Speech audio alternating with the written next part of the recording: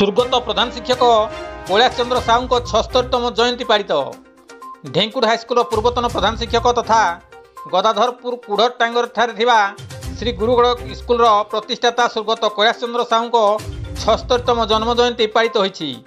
एही अवसर में गीता यज्ञ पाठ एवं हनुमान चालीसा पाठ कराइथिला।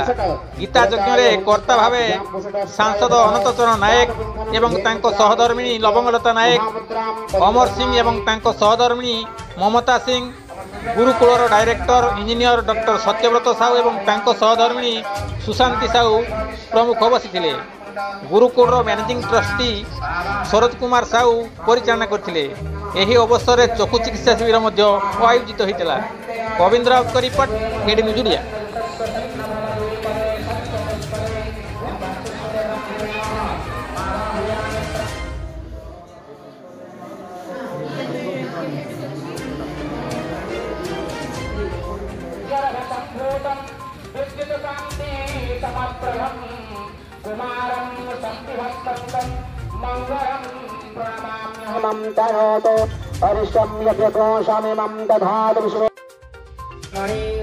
बिंबाश्रिता पूजिता गायत्री हृदि भाविता भवतु न।